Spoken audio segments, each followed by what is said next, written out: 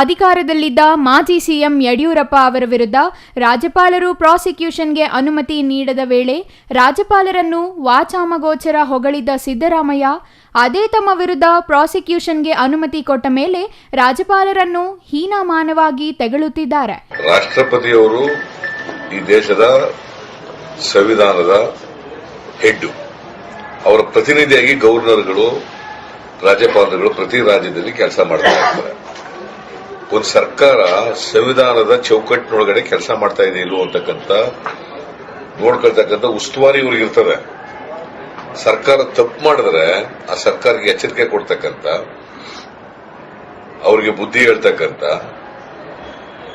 ಅವ್ರ ಮೇಲೆ ಕ್ರಮ ತಗೊಳ್ತಕ್ಕಂಥ ಅಧಿಕಾರ ರಾಜ್ಯಪಾಲರಿಗಿದೆ. ಅದು ಅವರ ಅಧಿಕಾರನೇ ಚಲಾಯಿಸಿದಾಗ ಇದು ರಾಜಕೀಯ ಪ್ರೇರಿತ, ದುರುದ್ದೇಶದಿಂದ ಮಾಡಿದ್ದಾರೆ, ಇದು ಪ್ರೀ ಪ್ಲಾನ್ಡ್, ವಿರೋಧ ಪಕ್ಷದವ್ರು ಮಾಡಿಸ್ತಾ ಇದ್ದಾರೆ ಅಂತ ಹೇಳಿದ್ರೆ ಜನ ಅದನ್ನೆಲ್ಲ ನಂಬೋದಿಲ್ಲ. ಇವರು ಭ್ರಷ್ಟರು ಅಂತೇಳಿ ಈಗಾಗಲೇ ಕರ್ನಾಟಕ ಅವರ ಪಕ್ಷದ ಶಾಸಕರು, ಸಚಿವರು ಇದನ್ನೇ ಮಾಡುತ್ತಿದ್ದಾರೆ ಎಂದು ಕುಮಾರಸ್ವಾಮಿ ದೂರಿದರು. ಕಾಂಗ್ರೆಸ್ ನಾಯಕರದ್ದು ಹಂಸರಾಜ್ ಭಾರದ್ವಾಜ್ ಅವರು ರಾಜ್ಯಪಾಲರಾಗಿದ್ದ ವೇಳೆ ಒಂದು ವರಸೆ, ಥಾವರ್ ಚಂದ್ ಗೆಹ್ಲೋಟ್ ಅವರು ರಾಜ್ಯಪಾಲರಾಗಿರುವ ವೇಳೆ ಇನ್ನೊಂದು ವರಸೆ. ಅದಕ್ಕೆ ಇಲ್ಲಿದೆ ನೋಡಿ ಸಾಕ್ಷಿ ಎಂದು ಈ ಹಿಂದೆ ಸಿದ್ದರಾಮಯ್ಯ ಅವರು ರಾಜ್ಯಪಾಲರ ಹೊಣೆಗಾರಿಕೆ ಬಗ್ಗೆ ನೀಡಿದ್ದ ಹೇಳಿಕೆಯನ್ನು ಮಾಧ್ಯಮಗೋಷ್ಠಿಯಲ್ಲಿ ಪ್ರದರ್ಶಿಸಿದರು. ಪ್ರಾಸಿಕ್ಯೂಷನ್ಗೆ ಅನುಮತಿ ಕೊಟ್ಟ ಮೇಲೆ ರಾಜ್ಯಪಾಲರ ವಿಷಯದಲ್ಲಿ ಕಾಂಗ್ರೆಸ್ ನಾಯಕರು ಅತ್ಯಂತ ಕೀಳಾಗಿ ವರ್ತಿಸಿದ್ದಾರೆ. ಅವರ ಭಾವಚಿತ್ರಕ್ಕೆ ಚಪ್ಪಲಿ ಹಾರ ಹಾಕಿ ಅಪಮಾನ ಮಾಡಿದ್ದಾರೆ, ಪ್ರತಿಕೃತಿ ದಹನ ಮಾಡಿದ್ದಾರೆ. ಈಗ ಅವರು ಯಾರಿಗೆ ಚಪ್ಪಲಿ ಹಾರ ಹಾಕುತ್ತಾರೆ, ಯಾರ ಪ್ರತಿಕೃತಿ ದಹನ ಮಾಡುತ್ತಾರೆ ಎಂದು ಪ್ರಶ್ನೆ ಮಾಡಿದರು. ಇನ್ನು ಸರ್ಕಾರ ಮತ್ತು ಸಿಎಂ ತಪ್ಪು ಮಾಡಿದ್ದಾರೆ. ರಾಜ್ಯಪಾಲರು ತಮ್ಮ ಅಧಿಕಾರ ವ್ಯಾಪ್ತಿಯಲ್ಲಿ ಕ್ರಮ ಜರುಗಿಸಿದ್ದಾರೆ.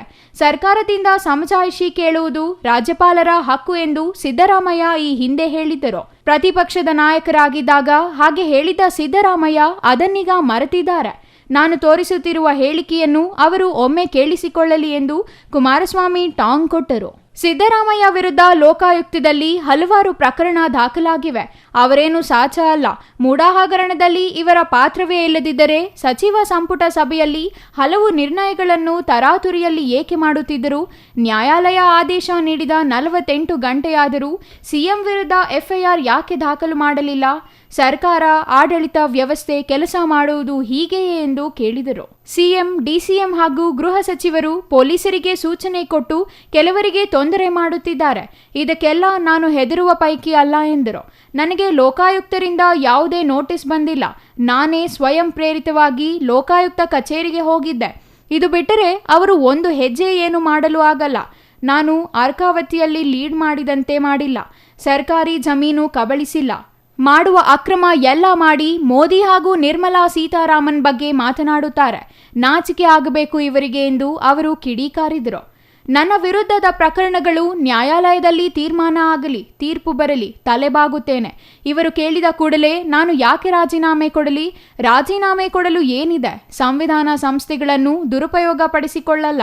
ಅಂತಹ ಪರಿಸ್ಥಿತಿ ಬಂದರೆ ಗೌರವಯುತವಾಗಿ ರಾಜೀನಾಮೆ ನೀಡುತ್ತೇನೆ. ರಾಜೀನಾಮೆ ಕೊಡಬೇಕಾದಾಗ ನಾನೇ ಕೊಡುತ್ತೇನೆ. ಅದರ ಬಗ್ಗೆ ಸಿದ್ದರಾಮಯ್ಯ ಹೇಳುವುದು ಬೇಡ ಎಂದು ಕೇಂದ್ರ ಸಚಿವರು ಆಕ್ರೋಶ ವ್ಯಕ್ತಪಡಿಸಿದರು. Political news bureau, CTV news, Chikkaballapur.